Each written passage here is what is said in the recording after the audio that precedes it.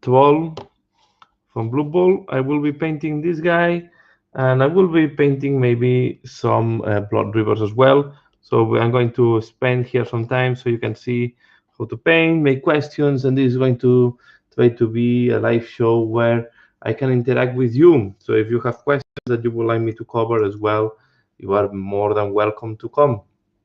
So if you are not watching this later on, uh, please know that I try to do this every Saturday around 11:30 more or less, Brussels time, so GTM +1. I'm going to connect now my camera. I'm going to connect now my phone to see if uh, everything goes well. I just want to double check that we are on live.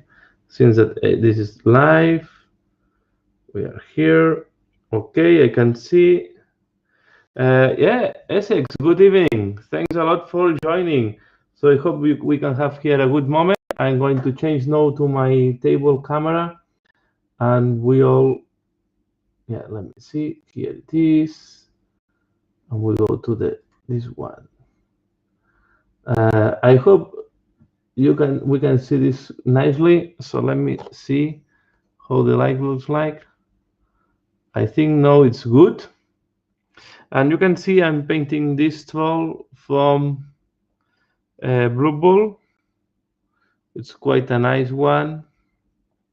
Okay, and I have also some blood rivers. So first I want to show, so I've been doing these blood rivers. I did this bases where I did like a blood type of stream on the bases, and yeah, it's mainly is following. I paint some blade of corn later before, and this is just being added. These are the ones that were coming in the Warhammer Quest Hammerhall. Okay, so this is another one, but yeah, it's in the process of being painting. This is the one I used to do the leather tutorial on 2 steps.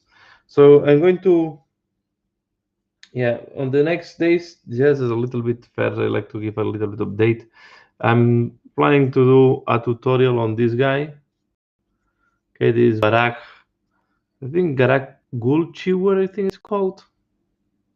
The one from Blue Ball. It's a quite impressive miniature. If you compare the size with the 12, it's not as tall, but it's much bulkier than the 12. So it's quite a nice size miniature. And yeah, and I'm planning to paint as well in the next future this halfling to be added into my humans team. Okay, and this werewolf they want to use as a star player for Blue Ball. So this is from RN Studios. This is a Spanish uh, company. Okay, that they do miniatures for fantasy football. This is a resin one, and this is from Mako Miniatures. So it's a halfling. I just wanted one halfling to add to my human team. So this is from Mako Miniatures, and I also bought this one from Mako Miniatures to be used as a Borak because I have here in my painting queue the very old metal Blue Bull team. I just stripped the paint and now they will be painted again. And I'm looking forward after the rivers to start painting one of the warbands from uh, Darkas. I think this is I love this lady. I think it's really looking great. So a lot of plants coming, as usual, very busy. And now tonight I will try to keep working on the Blue Ball 12. So I'm going this time. This is the second I paint. Okay, I have one that I painted in bluish greenish colors, and this one I wanted to go for this green that is highlighted up to lime green.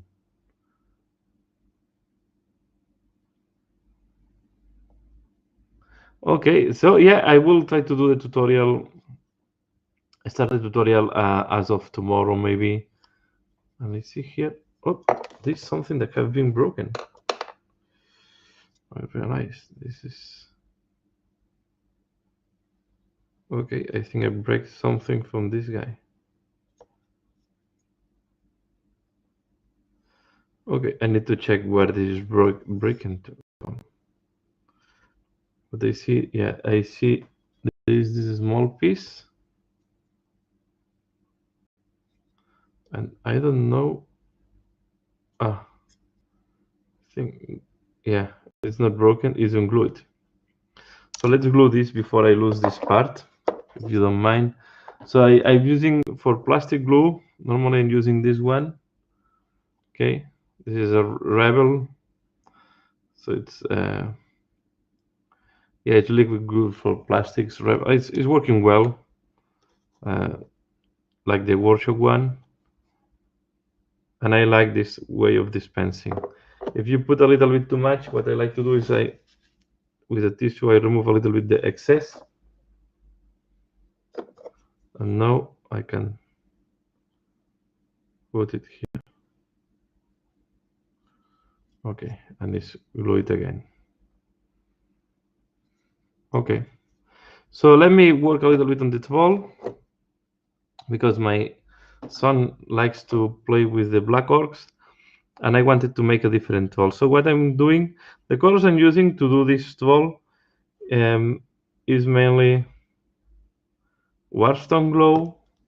Okay, I'm using this one for the skin. I'm using Mood Green. And then I have a lima color that is from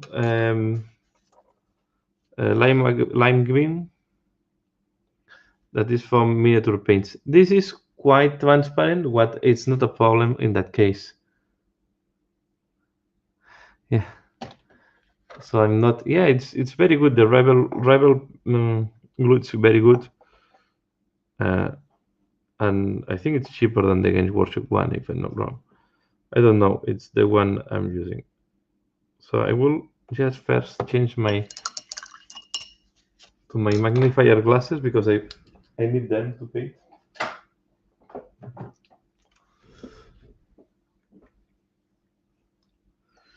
Yeah.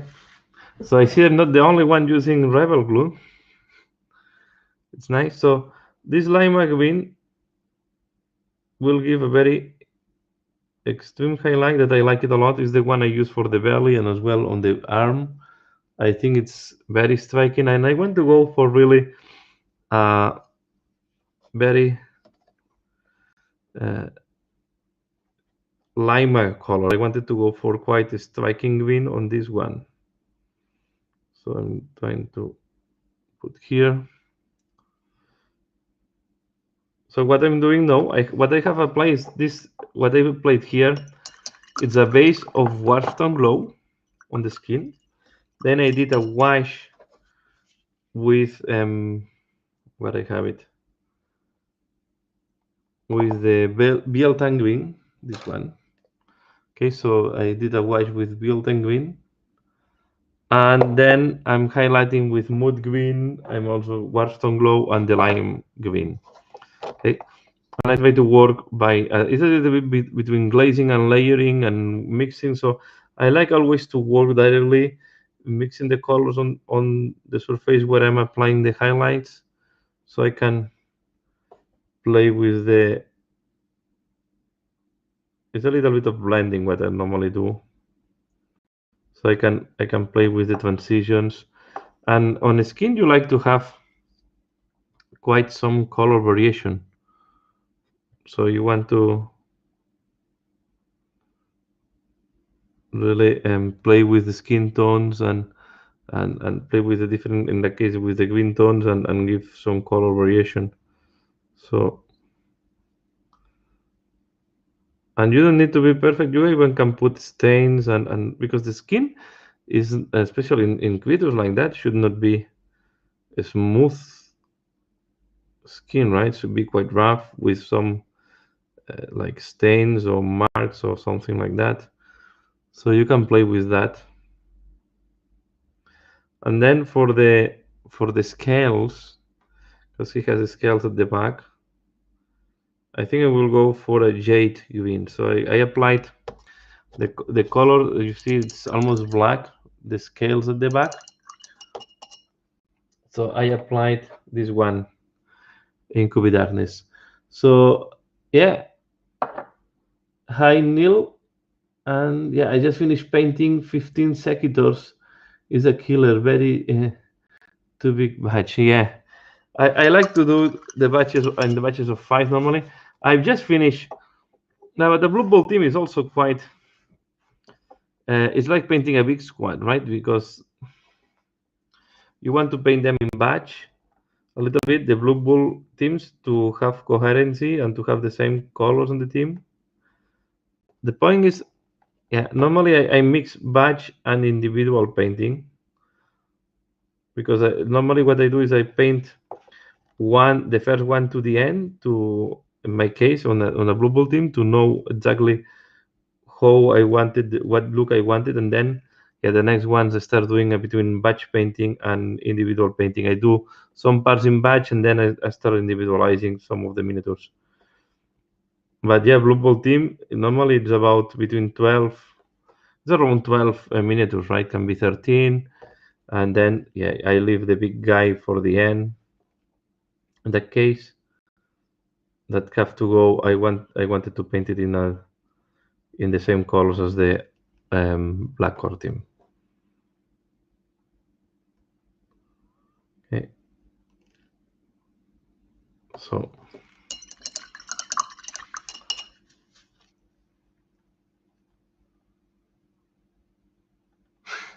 180 orcs, Essex. This is a lot of orcs.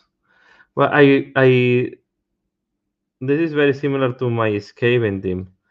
When I was doing Skaven for fantasy, and now it's rebased for Age of Sigmar, I was doing units of 40 Skaven warriors. And it's also quite never-ending project, right? You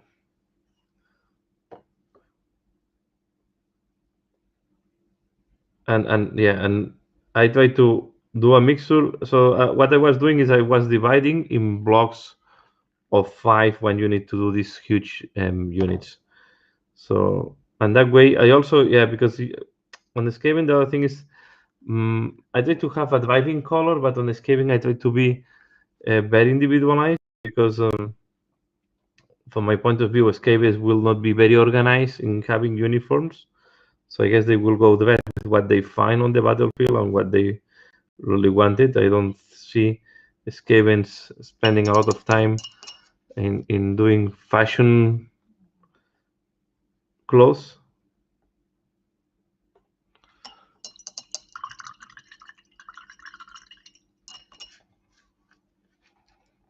I do a mixture when I'm doing squads. I do a mixture between batch painting. So maybe I do one color in batch, and then I take one miniature and I finish, and then I do another a couple of colors in batch, and then I do another miniature to the end. So it's a little bit of a mixture what I do. But I never been so disciplined to do only batch painting. And then on the Skavens, I was playing with the fur color. So to make them a little bit more different from each other. So I was trying to do, although all the warriors are trying to keep brownish color, I was playing with different brown tones. And as well on the part they have a skin, I was playing with different skin tones. So this is why I like to mix between batch painting and individualized painting, or one miniature.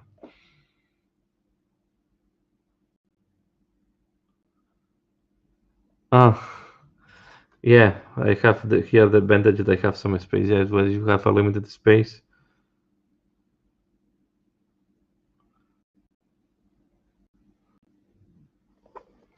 So, but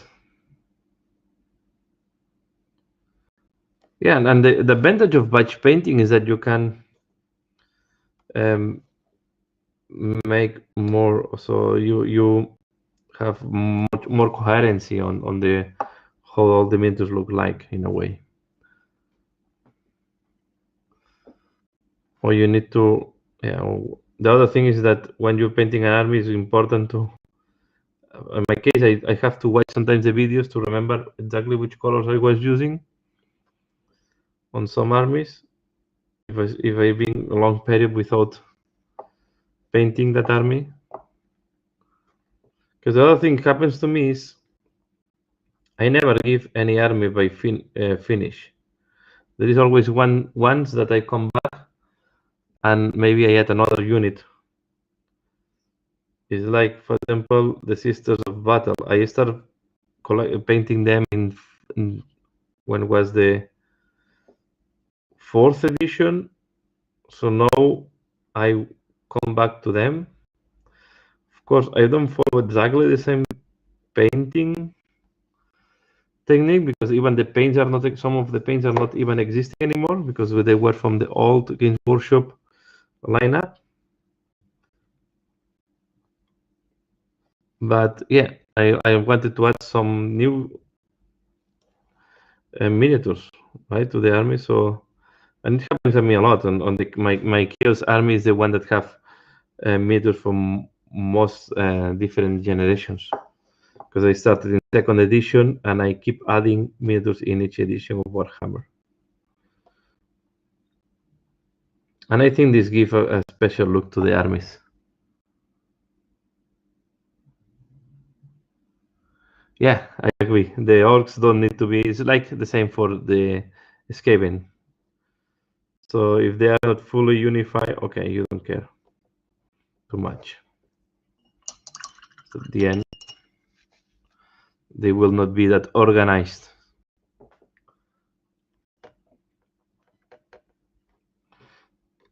So this troll is a little bit weird with the position it has.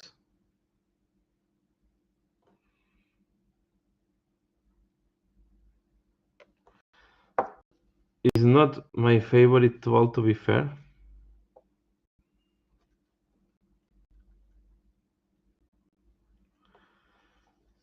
Because it's difficult and you cannot see. Yeah, he has one close eye. Oh, I need to go there. Put you in. Because this eye, to be fair, is not accessible at all. With the hand in the way. And you cannot do sub-assemblies. There is no way you can do sub-assemblies here. Because this arm is part of something that goes in the back, so it's a very weird composition. I guess they wanted to go for something very different.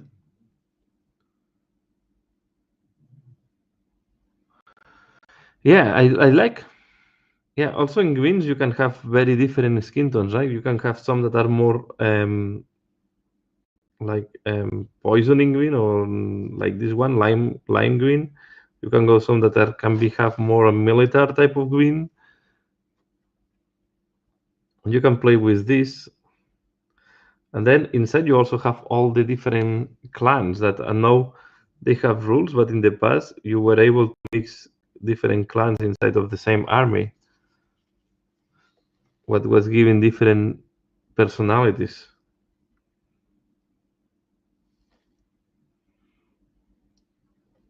I think I always like what's called the ones that paint the face in blue.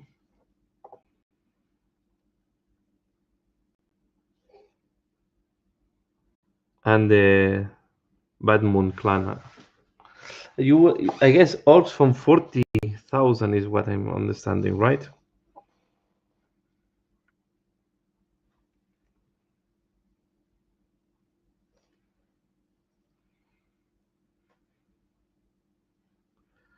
Yeah, there are armies that they need to have they request to be more uniform.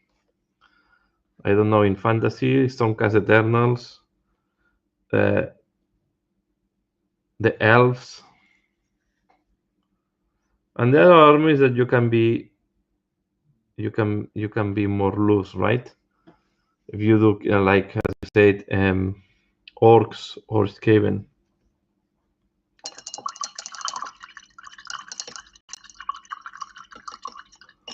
Okay, I need to go here. Just looking where I need to do.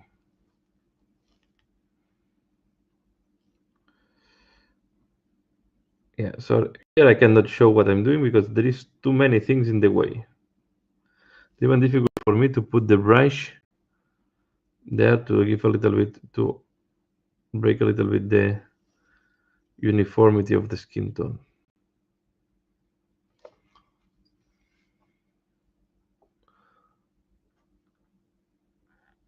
I know this method have been very criticized. I think a lot of people don't like it. But on the other side, I think Games Workshop was quite brave in the idea, no? Right? To put really the troll in action, throwing a teammate.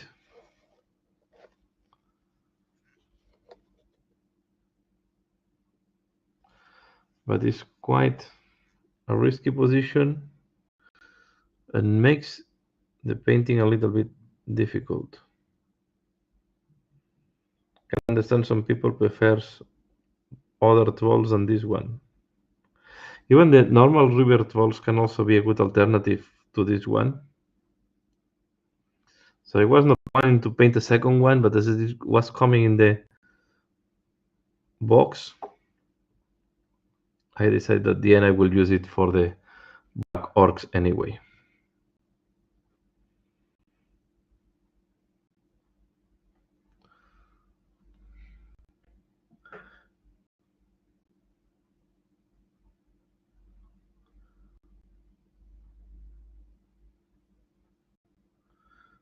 And interested in those.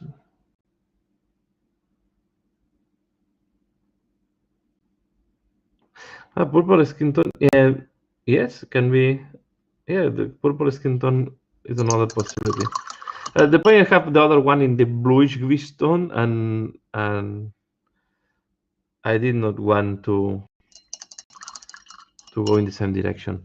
So and then coming to the question from Neil, I'm not sure I will go into the Soulblight because I have, I don't know. I already have Undeath Army, that is the Nighthound. Maybe as allies, I can do some units, but I'm quite, I'm almost 100% sure that I will buy the new Warhammer Quest box when it comes, the Core City.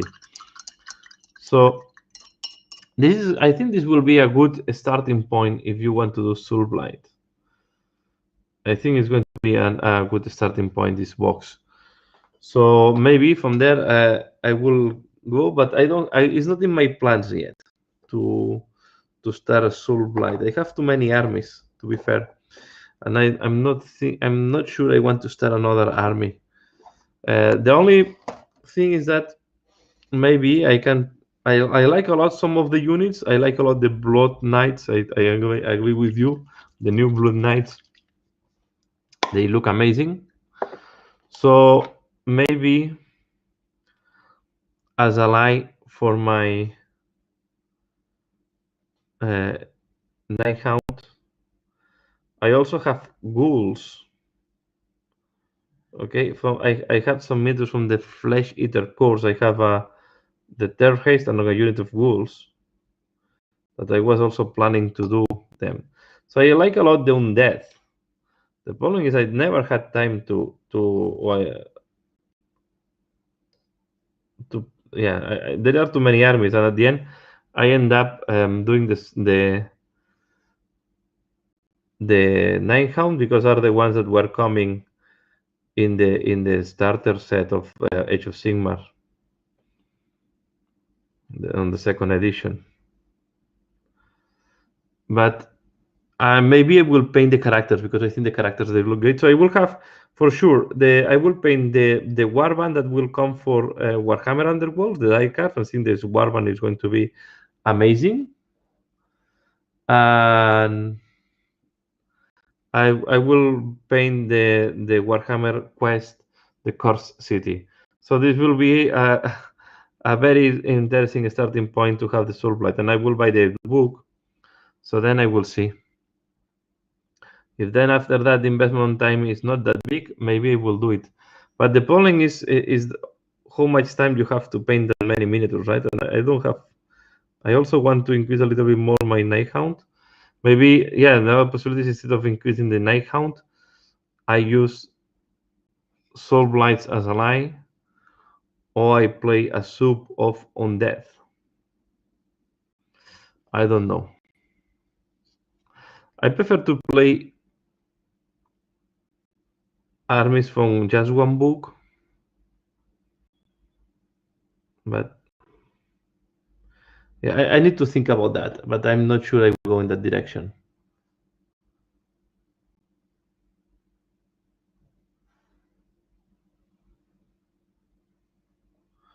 Yeah, I hope they are not that expensive as the Varangian. I guess they will be like the new cavalry of. I hope to have the same price as new cavalry of the what's called the Lumineth. I think they will go more in that direction because the Varangard at the end was when they launched the Varangard was a book with Archaon, the Varangard, and just the Gown Summoner. There was nothing else on that book. Now you can combine them with the Slave to Darkness, but was really a small codex.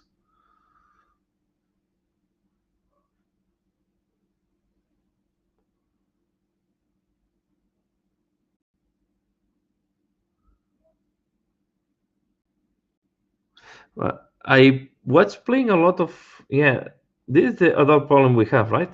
You don't have time to play all the armies that you collect.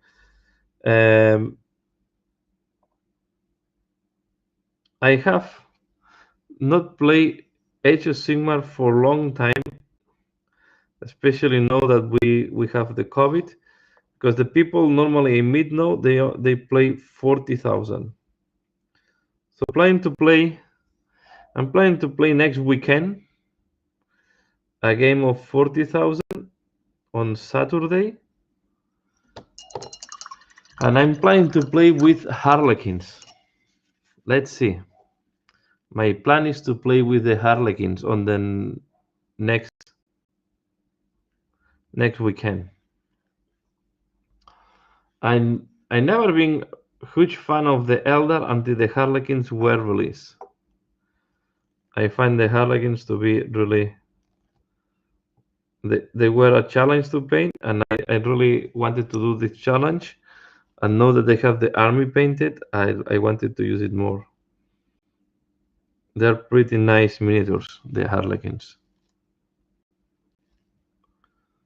So I will see if I manage to play with Harlequins next weekend, because the restrictions here have been harder and harder in the last week due to COVID. Even next week in Belgium, the schools will be closed again, and they will do remote learning. So home, they will have to connect to the school from home again. So the vaccination here goes so slow. I hope by summer we are in much better situation. Okay.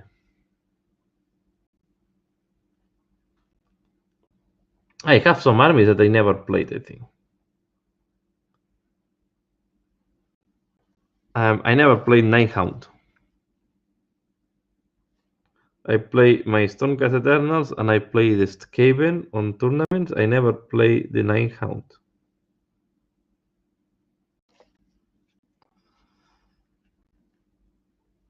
And I would like to play them. I want to test them.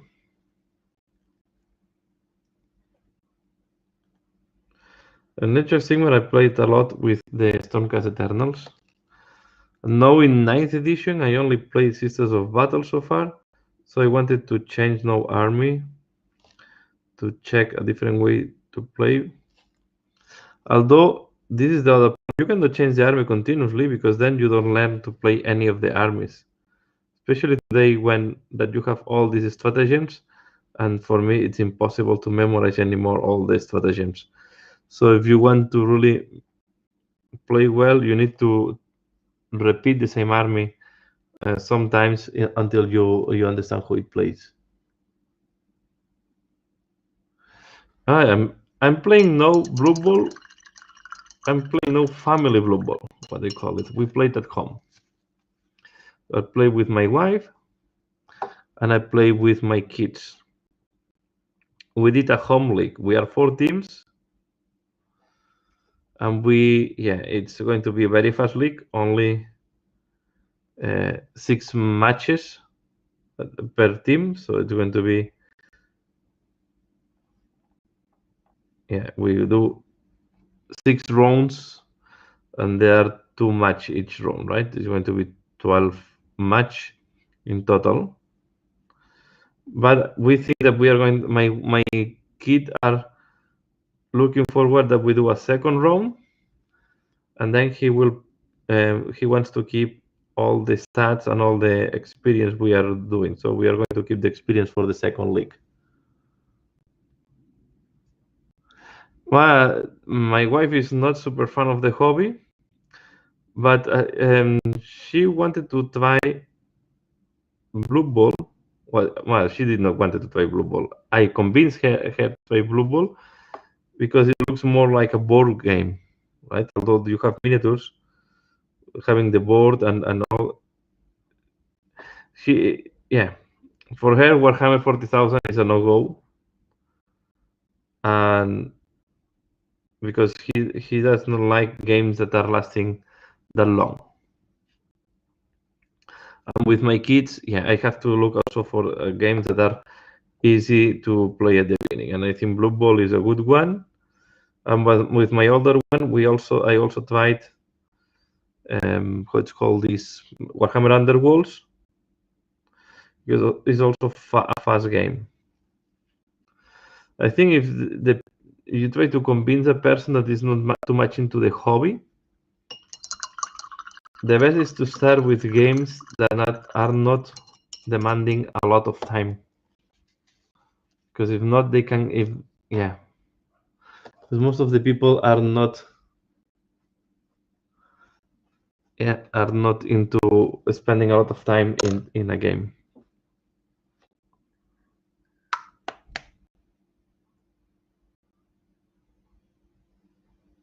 Oh, you're also lucky, Essex. So she's painting halflings, but halflings is a hard team to start with, eh? In our league, we have my wife is playing the orcs, the traditional orcs, and one of my sons humans, and the other of my sons is playing the black orcs.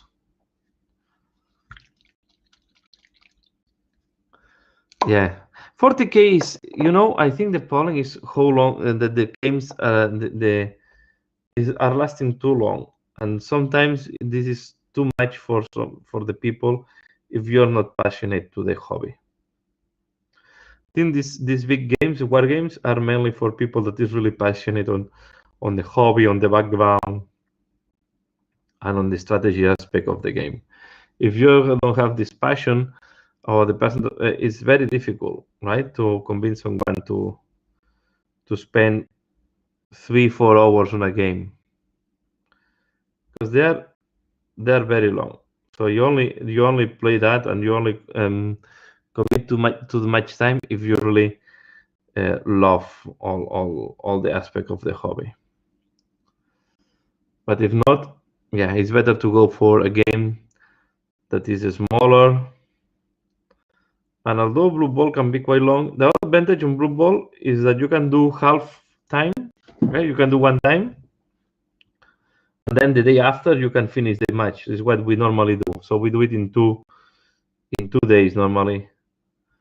Especially with my little one, that he does not want to spend that long on a table on the same game. So normally what we do is we play half match, and then the day after or 2 days after, we play the second half of the match. That way it's much easier for him, and the commitment, yeah, is not too many hours in one day.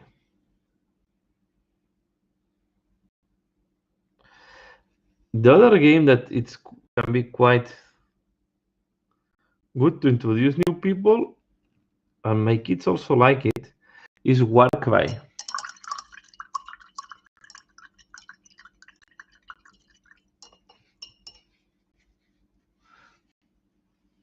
Oh, interesting. Snorlings, Halflings, Novelty, and Black Orcs. Black Orcs is quite a hard team, eh? It's quite a strong team, Black Orcs.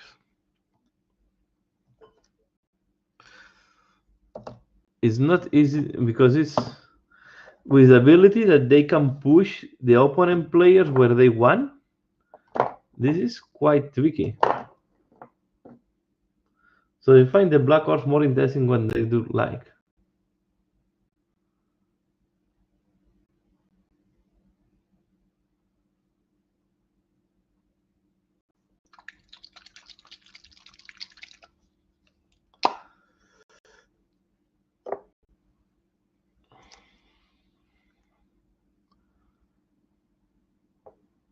So,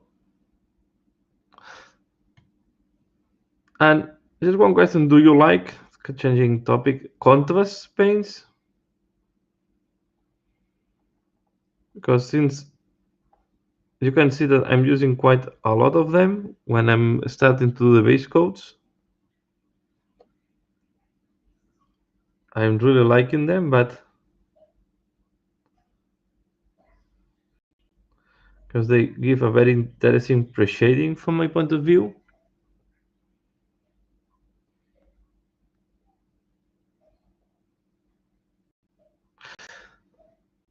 And Essex, are your kids painting their own miniatures or you are painting for them?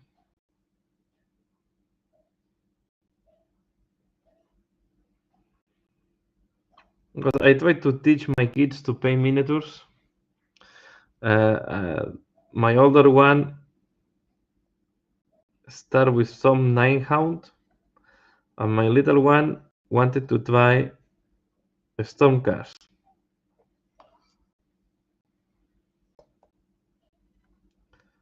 So but they're very limited, so they're in the process. So this is what my little one is doing so far. Just starting some base coats. I show them some techniques to do the bases. And then as well on my, it's just very preliminary work. The only work I was sharing them how to do dry brushing and so on the bases. And here I will show now how to do other details.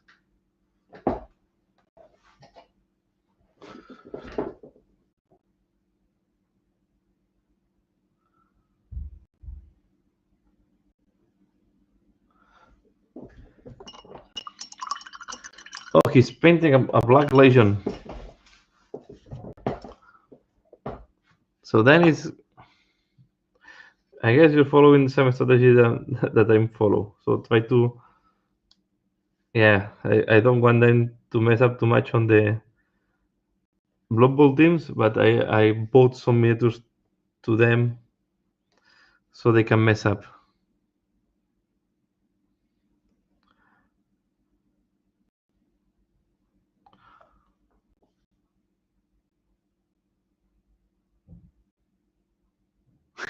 No more Secretors, please. No, they are not for me. They are for my son. And it's only 3. Is the push fit, the 3 ones that they were push fit miniatures. I still have all the Secretors to paint from the box of second edition. And I will need to paint them because I think they are better than the Liberators. But I've been painting Stormcast for a while.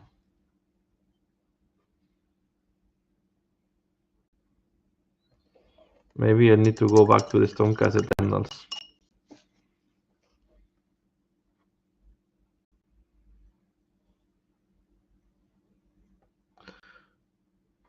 Yes.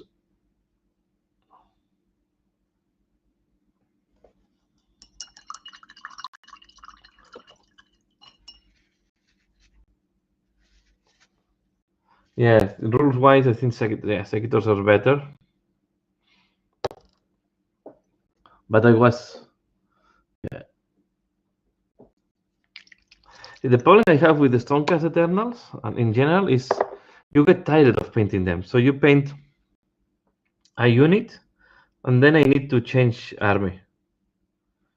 Because they have so many details that they are quite time consuming, because you have different layers, right? You have the armor, you have the clothes, and the clothes have different levels.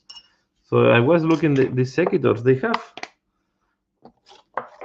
if we go back to these ones, they have the armor, then you have one layer of clothes, second layer of clothes, you have these things here. So they have a lot of details that you have to pay attention. Then you have the shield and all the other details. So they are quite time consuming to paint. And yeah, after even the first debaters that were much easier than the Sekitors. The Sekitors are more complex. But it happened to me the same when I was painting, for example, the evocators. After painting the evocators, I need to change because they also have a lot of details, and you get a little bit tired of painting them. So I don't know.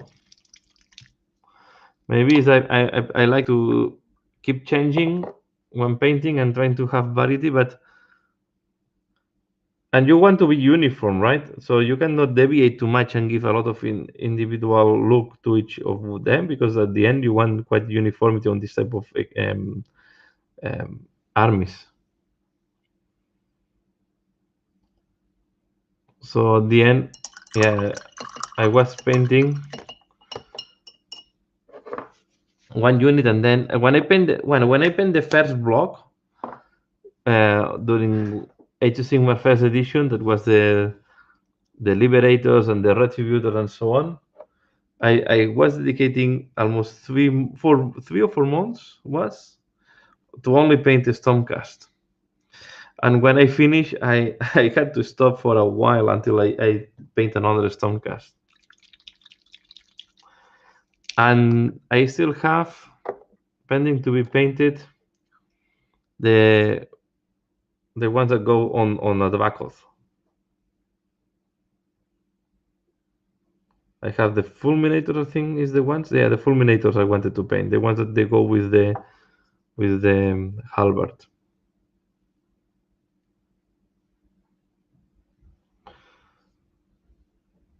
But I see the miniatures and they have so many details that you have to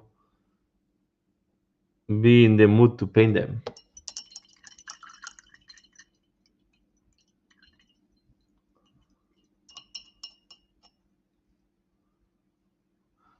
The prosecutors, when I paint them, yeah, I paint they were very, very time consuming. I agree with you.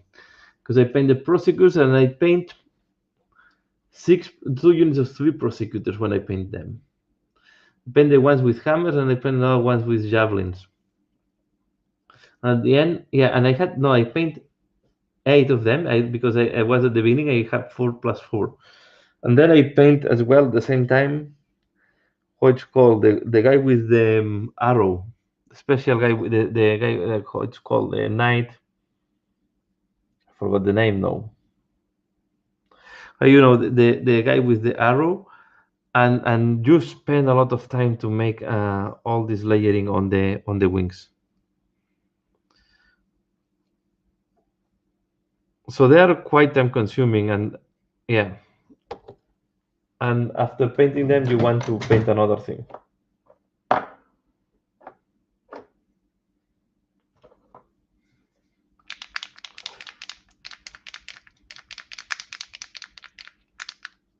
The Venator, yes, the Knight Venator, you are right. So I paint, what I did is I paint a Knight Venator, and then I bought a Prosecutor Prime.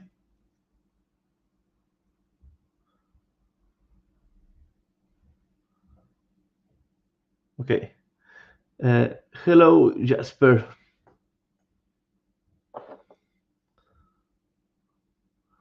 Then I paint a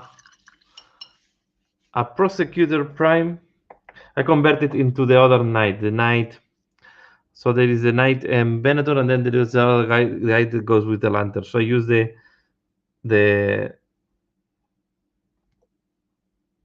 bits that were not used, and I did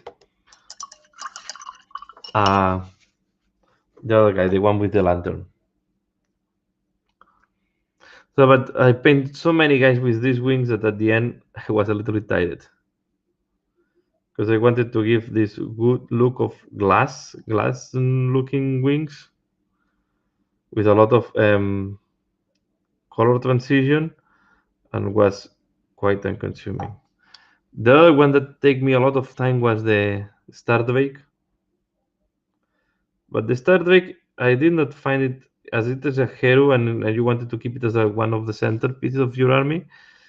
I think I don't mind to spend a lot of time on that. But now I need to paint. I still have a lot of meters of the stone cards to be painted, and I will need to paint them. So not too far. Looking to see if they will have a new book soon, because there is rumors that the next edition of Age of Sigmar will come this summer. Let's see.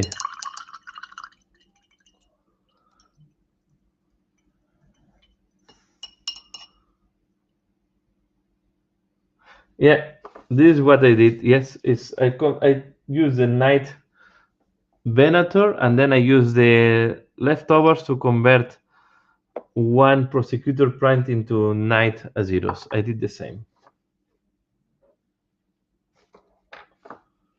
Yeah, I don't think it's worth it to pay 2 times for the hero.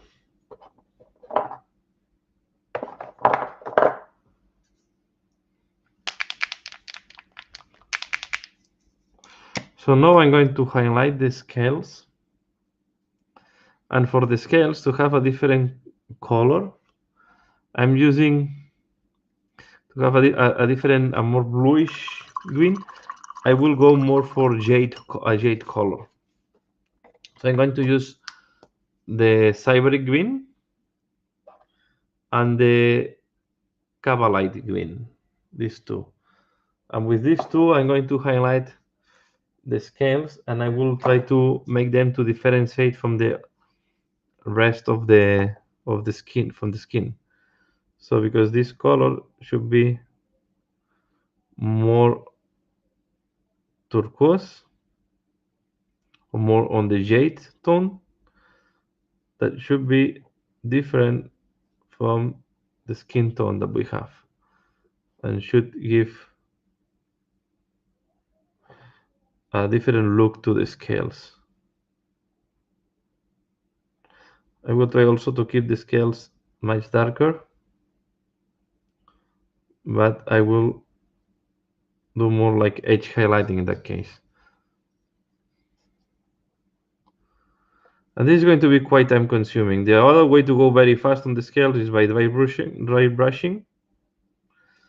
But I have the feeling if you want to have a clean finishing, I prefer to go with edge highlight on the scales, because they are more like a strong edge, right? They have like a very marked edge, so you want really to emphasize this strong transition with edge highlighting.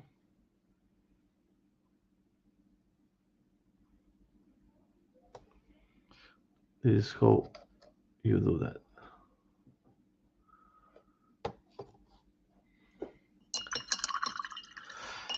So you use the Retributor backpack to convert my knight as zeros. I place it between the wings. Ah, I have not done went that fast. I find that the Prosecutor Prime had bigger wings, so this is why I use that. And this is why then I had, because I bought a unit very cheap on eBay of Prosecutors with the hammers.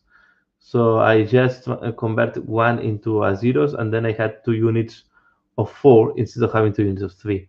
That in the past was not a problem because when there were not points and the homemade points were my miniature by miniature. Today, yeah, I will only use units of 4 if I play narrative games.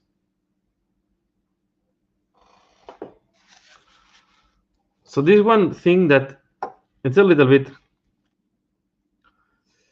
annoying for me, coming from 40K and coming from traditional games where we used to pay per miniature and not by block of units. So that in Age of Sigmar, you always pay by a group of minis. So you cannot have a unit of 6 liberators. You have 5 or 10. And this is something I'm used now in Age of Sigmar, but I would like to see the points break down to miniature. I guess they do it to make the game easier to manage.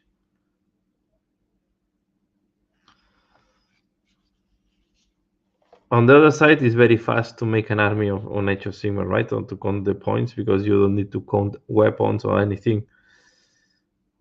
And there is, yeah.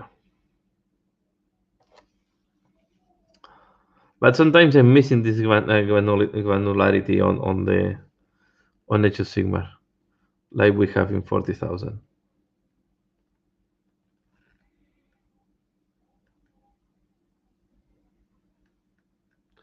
You mean, yeah, was a very different way to play, right? The days without points. And although you can still do it today, nobody will do it. And there were some interesting systems to count points. I have to say, and I was playing at that time a lot on the Games Workshop store of Brussels, and they always use a point system. They incorporate point system almost from the first day. We never play just counting miniatures.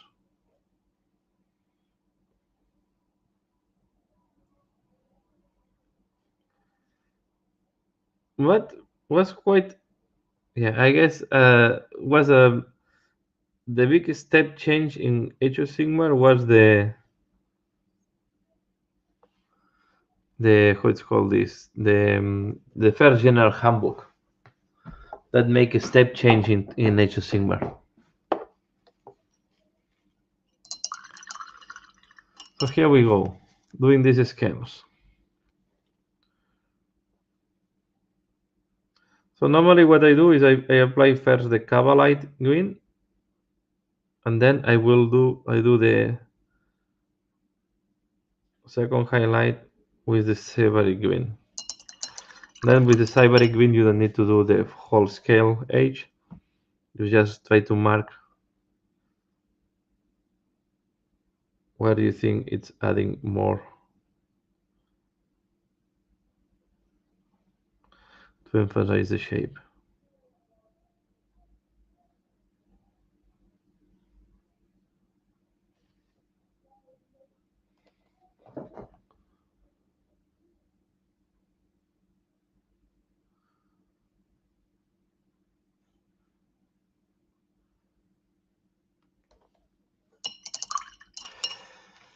Yeah, I think, yeah, there are the people that was coming from fantasy. Yeah, it was difficult to convince them to play a game coming from such a structured system like fantasy. Was difficult to convince them to use a game that was so unstructured, right? Like Age of Sigmar at the beginning.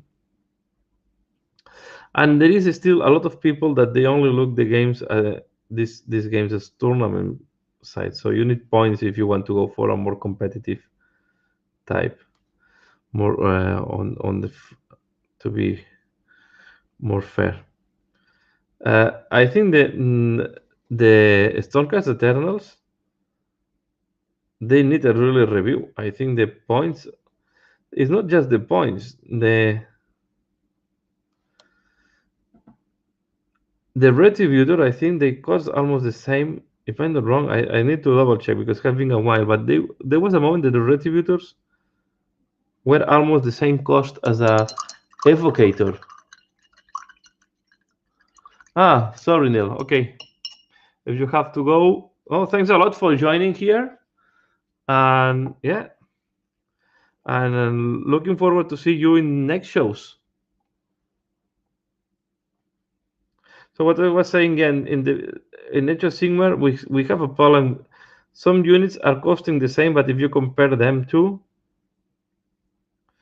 they really they are not comparable. So and this is was there was a moment that Retributors and Evocators were costing almost the same points, but Evocators are much stronger than the Retributors. There was no comparison. And when you say that, say the people will say, "Yeah, but it's because Games Workshop wants to sell the new miniatures." Yeah, I can understand this part, but this makes that these all miniatures are useless because they were not even comparable. What they can do, one unit can do versus the other.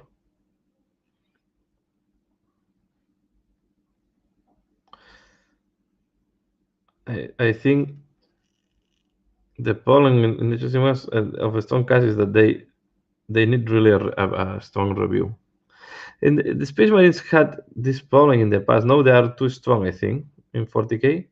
But there were a moment that the Space Marines were okay. They're in the middle tier, not too strong, not too weak, but they were never being super strong, except in the last. I think now in the last two editions. But they were always armies much stronger. Yeah, take care, Neil, and thanks a lot for passing by.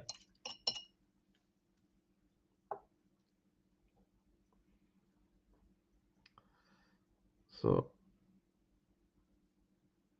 it's I guess all this.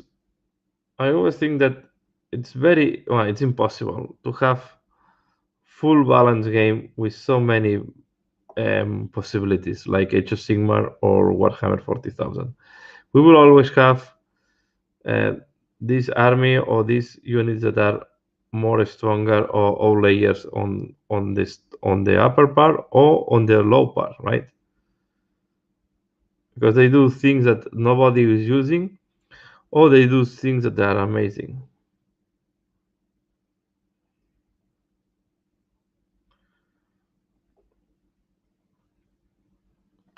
And there are armies that are always in a position that they are or too strong or too weak because they are too specialized. I think one of these cases was Bretonnia in the old fantasy. Because when you have an army that is all cavalry, if the cavalry is strong, the army is very strong. It happened at the beginning of the Bretonnia. But then when they weaken it, when they nerf the cavalry in general, this army was nerfed as well, very strongly. And you have this in 40k. I have the feeling that Harlequins have are suffering the same problem. The Grey Knights, they are armies that are very specific and very focused on one aspect of the game. So this makes them quite difficult to balance. And then it's very easy to pass from very strong to too weak and then go back to very strong. Like the Harlequins now, they look like very strong. But then if they yeah, it's difficult and the Grey Knights have the same problem. So they used to be super strong army. No, they are not strong at all. Although they need to be reviewed with all the new rules that they have put out for the Space Marines.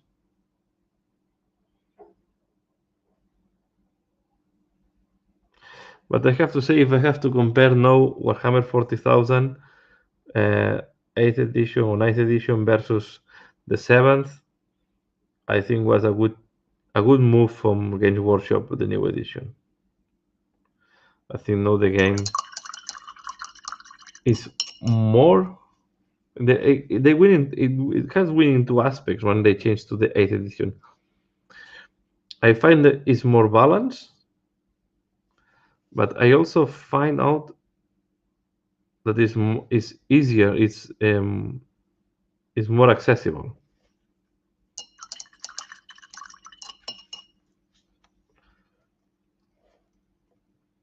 But again, I think it's going to be always almost impossible to have a game of that complexity where all the armies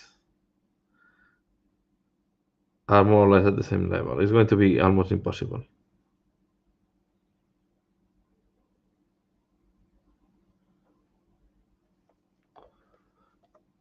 Okay, I will do the back spikes in the same way, so you can see now how it looks like. Maybe I can increase a little bit the light. Let me see if this is improving.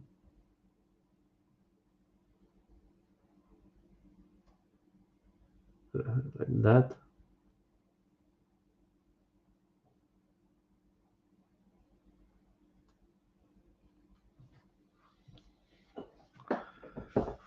Okay. And here,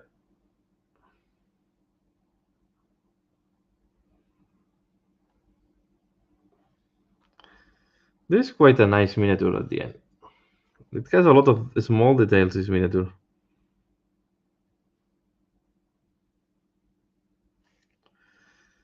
And I'm enjoying a lot Blue Ball recently.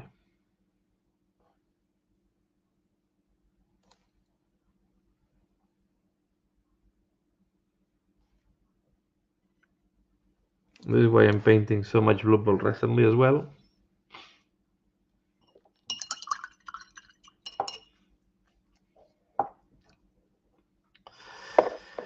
And let's see when all this COVID, when we can start meeting again to play tournaments.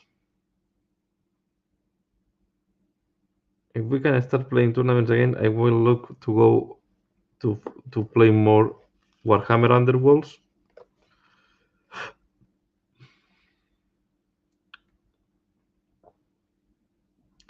I'm looking forward now on the holidays to see if I can do another game of Blackstone Fortress, so another solo game.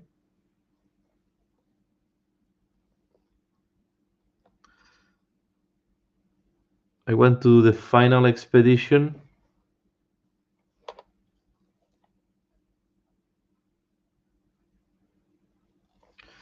And the rumors say that, let's see tomorrow if we see the confirmation that the Curse City will come next week in pre-orders. I still have one order stuck, waiting for the Hedonites book to arrive. But on the other side, I did a second order, and this one is already on my way with the Drukhari Codex.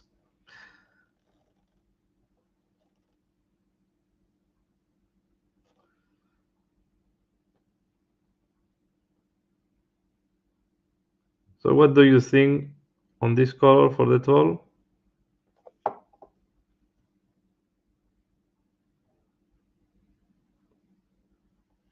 Then I will need to do a little bit of yellow somewhere. That is the color. The color of my black or team is black and yellow with a checkered shoulder pad on the Black Orcs.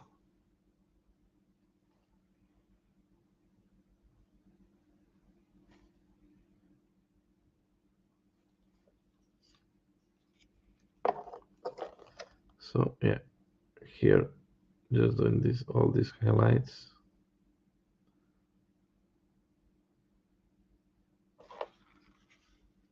And you can see now it's looking good.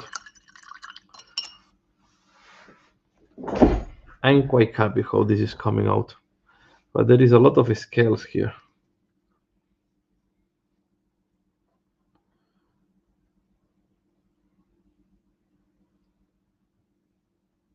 A lot of scales.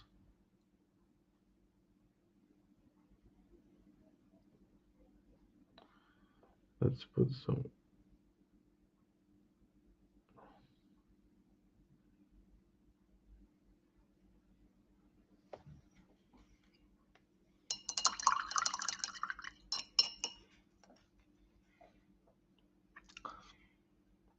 Okay, adding a little bit of Sybaric green, and then no Calabite, and then Sybaric. We go again. Calabite green. No, Sybaric green.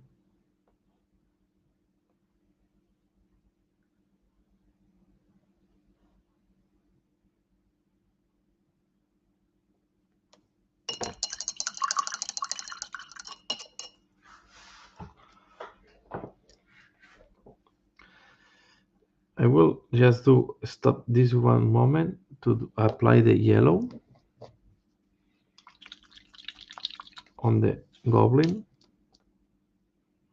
No, I will do another thing. We'll apply first the wash. And I'm going to use the camo shade.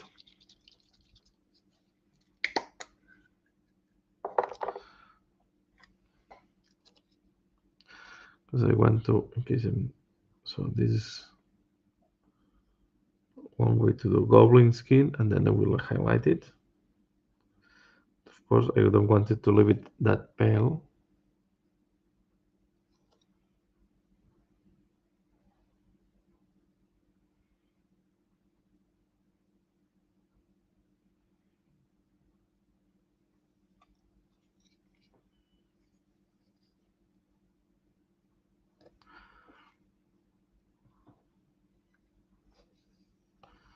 Okay, so this is how, if you I did in the channel recently tutorial on how I do goblins, but this is the way I do the skin. Okay, I use as a base color this one, green camo, and then I'm shading now with the Canothian camo shade.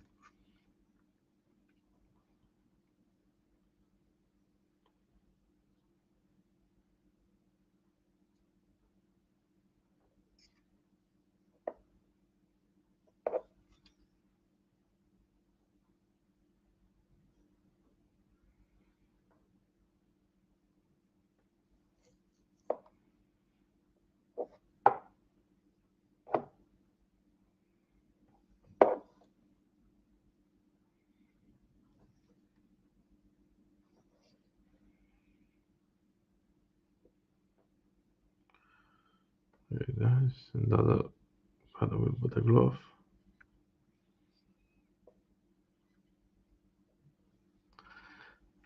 This guy is quite tricky.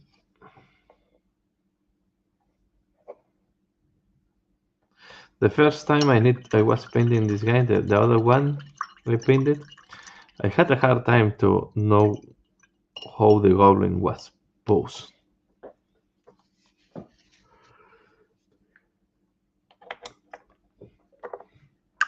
Was a little bit tricky to assemble. So I think now, I think for 1 hour, a little bit more. Please let me know if you have any question. If I don't have more questions, maybe it's a good moment to stop this live show. But if you would like me to continue, please let me know in the comments so I can continue a little bit more. But yeah, just in case someone wants to watch it later on, so it's not that long anymore.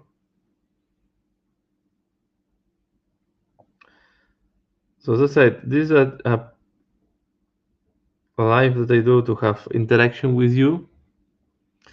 I was very happy that Neil and Essex were here chatting.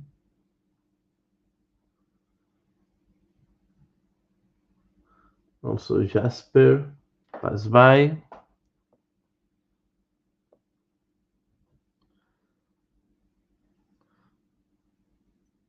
I like here to, and then yeah, if you would like me to do any technique or anything, please let me know.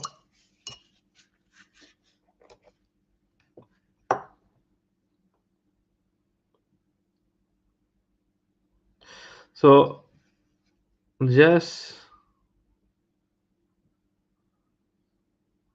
this is something that I maybe I don't talk too much about, but one clarification I like to do is my objective when painting is not for painting contest, right? I'm not painting with this objective in mind. I'm painting to have a very nice miniature on tabletop. So this is always what my mindset when I'm painting miniatures. So I'm looking forward to have, so my objective is to have this nice miniature on the tabletop. So I'm between be efficient because I have a lot of miniatures in my collection to be painted. Okay, so I want to be efficient to keep going on to have my miniatures painted because I like to play with painted miniatures. And on the other side, I also want to have a very good tabletop. So normally I try to look for techniques that if I can do in 2 layers, I try to avoid techniques that I need to do 4 layers or more. And sometimes I maybe by doing that I sacrifice a little bit on the final look, but overall is it's part of my objective, right? To have the army, the armies or the teams painted and ready to be used on tabletop. So this is why sometimes I don't. Yeah, I try to avoid techniques that you have to layering and layering and layering and layering, or glaze, glaze, glaze, glaze. I try to go more for techniques that is blending, because I find if you can do blending, white blending, maybe sometimes the finishing is not as good. Okay, or you need, but I find them faster. And then I like to use tools that help me to go faster as well. And these tools can be contrast paint, wet palette, okay, washes. So all these things, all these tools help me to go faster. I would think a long time to have an airbrush, but yeah, I'm not sure about it neither yet. Because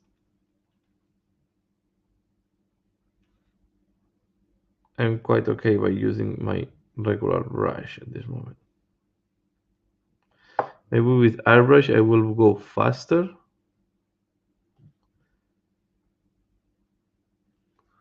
But I don't know. Okay, I never use it, so I will go slow at the beginning and faster in the future. So it will be like investment.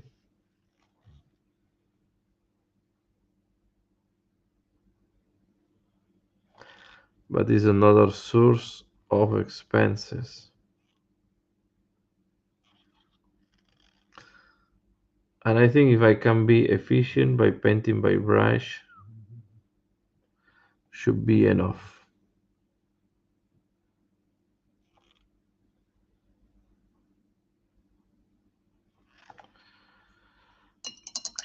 So I think I will finalize the live video here. Let me put my camera. I'm having a little bit of headache. Today I had migraine the whole day. I was suffering migraine. So let me put back my normal camera. Let's go here and let's put this camera. So yeah, I think I will finalize here the live show for today. It's been now 1 hour 15 minutes more or less, and I hope you have enjoyed this one. So I've been painting this troll, and soon you will be able to see it in the channel as in more detail and with better pictures. So I hope you have enjoyed, you had fun doing this live. Again, thanks all the people that have passed by, have chat with me and watch. Please, if you watch this later on, give a like, share it, and keep tuning my channel. So the channel I will keep posting tutorials, showcase, and I will try to introduce more games in the future, more reports. Okay, so that's all for today. Thanks a lot for supporting the channel, and as usual, see you again later. Bye.